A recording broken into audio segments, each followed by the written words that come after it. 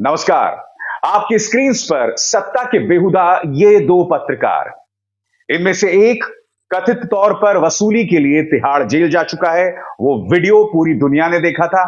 इनमें से दूसरा, जो भारतीय जनता पार्टी की मानो सुपारी लेकर प्राइम टाइम करता है, ये वो व्यक्ति है दोस्तों जिसने सुशांत सिंह राजपूत के मामले के दौरान रिया चक्रवर्ती और उनके परिवार को पूरी तरह से बर्बाद कर दिया। और इसका सिर्फ एक काम है, विपक्ष को टारगेट करो, अरविंद केजरीवाल को टारगेट करो, राहुल गांधी को टारगेट करो, अखिलेश यादव को टारगेट करो और भारतीय जनता पार्टी का महिमा मंडन करो। आज इन दोनों की मैं दो शर्मनाक तस्वीरें लेकर आया हूं दोस्तों। सबसे पहले एक वैधानिक चेतावनी, अंधभक्तों को अपने जिगरे को मजबूत करना पड़ेगा मेरा यह शो देखने के लिए, क्योंकि जो मैं दिखलाने वाला हूं, इन दोनों की बखिया उधेड़ने वाला हूं, हकीकत आपके सामने लेकर आने वाला हूं जो निहायत ही शर्मनाक है। सबसे पहले दोस्तों इस पत्रकार की बात करते हैं। इस पत्रकार की पहचान यह है कि आज से कुछ सालों पहले यह व्यक्ति कैमरे पर पकड़ा गया था, हिडन कैमरे पर, इस तरह से वसूली करते हुए, और उसका नतीजा यह हुआ कि यह जेल भी गया। मामला खत्म हुआ क्योंकि नवीन जिंदल, जिन्होंने वो स्टिंग ऑपरेशन कराया था, उन्होंने मामला वापस ले लिया था रहस्यमय तरीके से। मगर आज मौका उस घटनाक्रम की बात करने की नहीं है। आज मौका है आपके सामने एक खबर लाने का। दोस्तों याद कीजिए, अब से कुछ ही हफ्तों पहले यह व्यक्ति खुलेआम यह कह रहा था कि केदारनाथ में कुछ लोग सेल्फीज लेते हैं, वहां कैमरे का इस्तेमाल होता है। तब इसने और इसके चैनल ने इसके खिलाफ मुहिम शुरू की थी। उसका नतीजा यह हुआ दोस्तों कि केदारनाथ में बाकायदा यह बोर्ड लग गए जिसमें साफ तौर पर लिखा गया था कि मंदिर परिसर में फोटोग्राफी नहीं होगी, मोबाइल नहीं चलेंगे, तमाम चीजें होंगी। और ऐसा क्यों हुआ था मैं आपको बताता हूं। बड़ी घटना यह हुई थी कि एक लड़की ने अपने बॉयफ्रेंड को केदारनाथ मंदिर के सामने प्रपोज किया था शादी के लिए। उसकी चर्चा मैं बाद में करूंगा, मगर मैं आपको याद दिलाना चाहूंगा, तब इस तिहाड़ रिटर्न पत्रकार ने बाकायदा इसको लेकर मुहिम चलाई थी। मैं ऐसा क्यों आपको बतला रहा हूं और दोहरे मापदंड क्या हैं, बस कुछ पलों का इंतजार कीजिए। मगर याद कीजिए उस वक्त इसने क्या क्या कहा था। केदारनाथ धाम में अब मोबाइल फोन ले जाने पर प्रतिबंध लगा दिया गया है, जिसका मतलब यह है कि अब आप में से भी सारे जो लोग केदारनाथ मंदिर जाएंगे, अब इसके बाद आप वहां ना तो वीडियो बना पाएंगे और ना ही रील्स बना पाएंगे। आज से 18 दिन पहले 29 जून को हमने केदारनाथ में मोबाइल फोन को बैन करने को लेकर एक मुहिम चलाई थी, और आज हमें बेहद खुशी है इस बात की कि आप सबके समर्थन से हम इस व्यवस्था में इतना बड़ा बदलाव लेकर आ पाए। कुछ हफ्ते भी नहीं गुजरे हैं दोस्तों, अब इन तस्वीरों को देखिए। यहां पर आप देख सकते हैं कि केदारनाथ मंदिर के परिसर में यह व्यक्ति मुरारी बापू का इंटरव्यू कर रहा है। बताइए, इसमें आपको दोहरे मापदंड नहीं दिखाई देते? इसमें कई दिक्कतें हैं। सबसे पहली बात, वो दोहरा मापदंड, क्योंकि पहली बात, आज तक ने दावा किया था कि हमने एक मुहिम चलाई और केदारनाथ में अब आम इंसान जो है फोटोग्राफी नहीं कर पाएगा, सेल्फी नहीं ले पाएगा। मगर यह व्यक्ति खुलेआम केदारनाथ के परिसर में वीआईपी इंटरव्यू कर रहा है मुरारी बापू का। दूसरी बात, आप इंटरव्यू कर रहे हैं मगर केदारनाथ यानी भगवान आपके पीछे हैं, यानी कि आप पीठ दिखाकर इंटरव्यू कर रहे हैं। और तीसरी और अहम बात, मुरारी बापू जिनके लिए मेरे जहन में बेतहाशा इज्जत है, खासकर वो रामायण की जिस तरह से व्याख्या करते हैं, वो इस व्यक्ति को इंटरव्यू दे रहे हैं। उसकी बात मैं करूंगा, मगर मैं आपसे एक सवाल पूछना चाहता हूं। एक तरफ तो तुमने ये कहा कि भाई मैंने केदारनाथ में सेल्फीज लेना बंद करवा दिया, फोटोग्राफी बंद करवा दी। मैं आपसे एक सवाल पूछना चाहता हूं, अगर तो कोई केदारनाथ में जाके अश्लीलता करता है तो मैं भी उसके खिलाफ हूं, कोई शोर करता है मैं भी उसके खिलाफ हूं। मगर मैं आपसे कुछ और पूछना चाहता हूं, अगर कोई केदारनाथ में जाकर अपने केदारनाथ से करीब होना चाहता है और उसकी सेल्फी लेना चाहता है तो उसमें क्या गुनाह है, मुझे बताइए। अब मैं वो वीडियो दिखाना चाहता हूं जिसमें एक लड़की ने अपने बॉयफ्रेंड को प्रपोज किया था, क्योंकि इस तिहाड़ रिटर्न पत्रकार ने इसी वीडियो का हवाला देते हुए और इसके समर्थकों ने इसी वीडियो का हवाला देते हुए कहा था कि देखिए इस तरह की चीजें होती हैं जिसके चलते अब केदारनाथ में फोटोग्राफी और सेल्फी लेना बैन कर देना चाहिए, इस तरह का ड्रामा नहीं होना चाहिए। इस वीडियो की बात करते हैं। इस वीडियो में क्या दिखाई दे रहा है कि एक लड़की अपने बॉयफ्रेंड को प्रपोज कर रही है शादी के लिए। सबसे पहले, क्या मोहब्बत करना गुनाह है? अगर हिंदू धर्म के हिसाब से मोहब्बत करना गुनाह है तो चलिए मुझे आपसे कुछ नहीं कहना है। मेरे हिसाब से, मेरे धर्म के हिसाब से मोहब्बत करना गुनाह नहीं है। दूसरी बात, अगर वो मोहब्बत शादी की तरफ बढ़े, क्या वो गुनाह है? शादी में बंधना क्या गुनाह है? परिणय सूत्र में बंधना क्या गुनाह है? बिल्कुल नहीं है। शादी एक पवित्र बंधन है, वो भी गुनाह नहीं है। ना मोहब्बत करना गुनाह है, ना शादी करना गुनाह है। अब तीसरी बात, इन दोनों लड़का लड़की के लिए केदारनाथ जो है उनके मन में, उनके जहन में, उनके दिल में एक बहुत ऊंचा मुकाम रखता है। इसीलिए इन्होंने किसी सिनेमा हॉल के सामने नहीं, किसी मॉल के सामने नहीं, इन्होंने केदारनाथ के सामने शादी के सूत्र में बंधने का फैसला किया।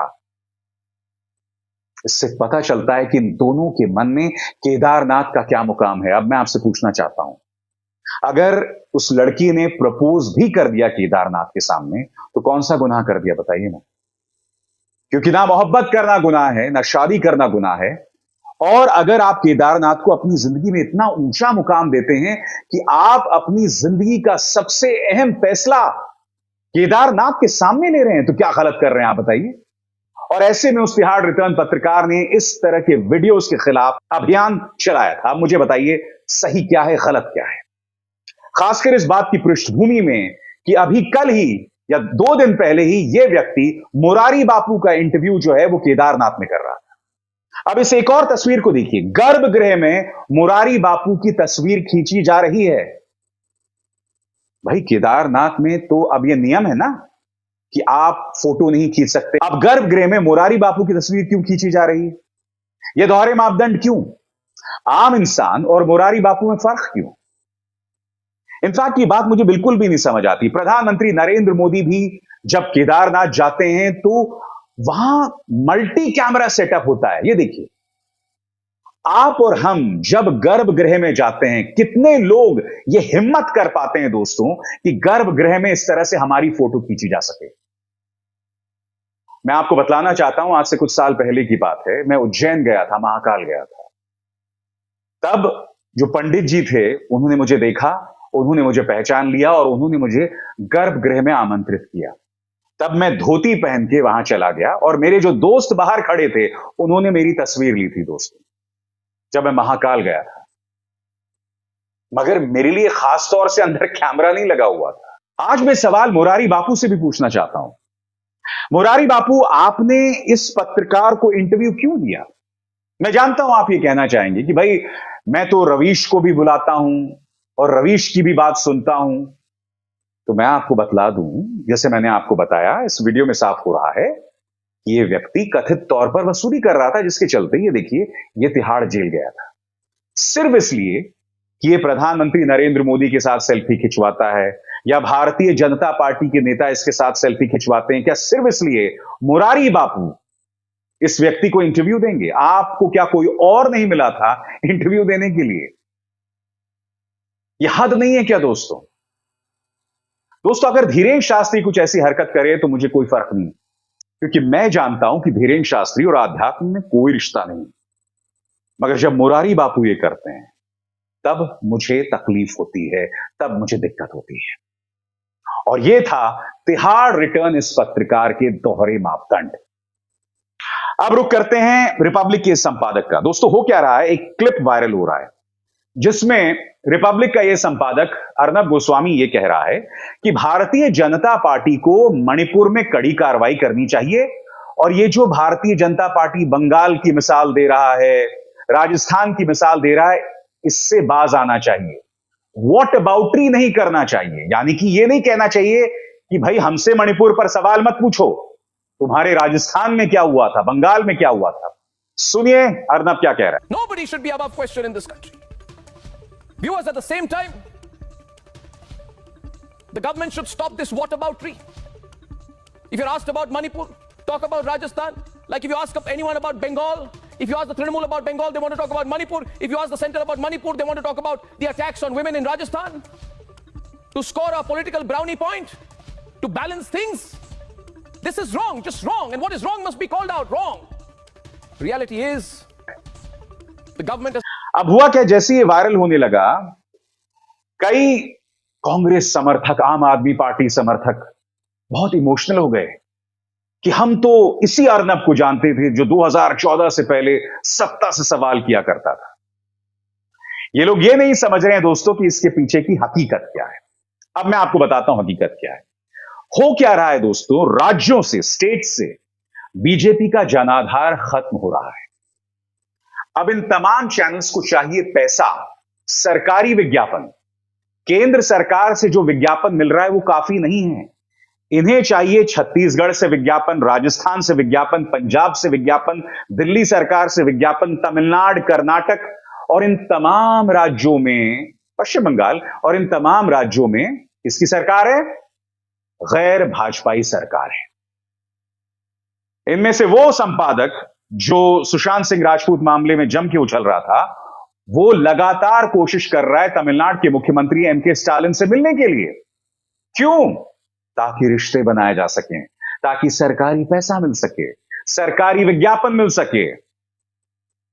मैं फिर आपसे सवाल पूछता हूं, ऐसे में क्या इन पत्रकारों पर विश्वास किया जा सकता है? ये लोग ये शुगुफा इसलिए छोड़ते हैं क्योंकि नंबर एक, कुछ दिनों बाद मैं उम्मीद कर रहा हूं कि विपक्ष इन तमाम चैनल्स को बॉयकॉट करेगा, नंबर वन। नंबर टू, तमाम जो विपक्ष की सरकारें हैं इन्हें सरकारी विज्ञापन देना बंद करेंगे।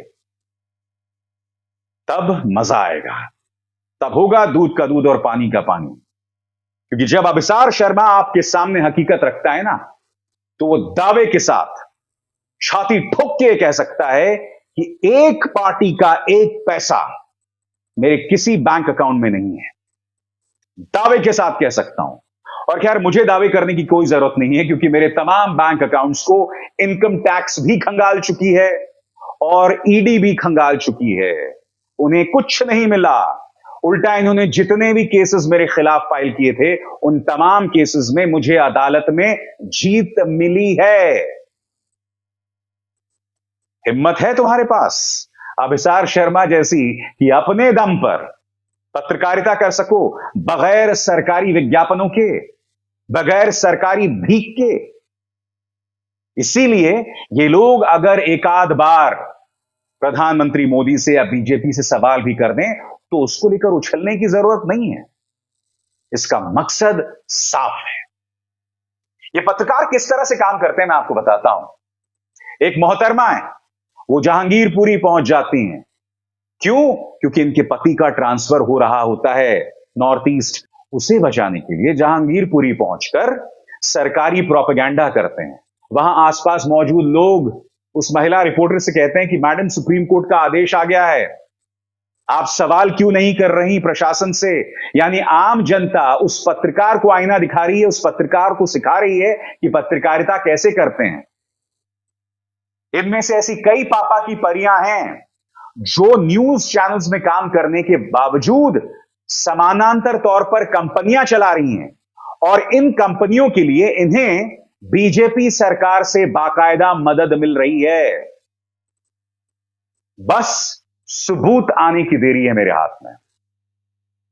अगर यह हकीकत है, ये वो पापा की परियां भी बखूबी जानती हैं। अभिसार शर्मा को दीजिए इजाजत। नमस्कार। स्वतंत्र और आजाद पत्रकारिता का समर्थन कीजिए, सच में मेरा साथी बनिए। बहुत आसान है दोस्तों, इस ज्वाइन बटन को दबाइए और आपके सामने आएंगे ये 3 विकल्प। इनमें से एक चुनिए और सच के इस सफर में मेरा साथी बनिए।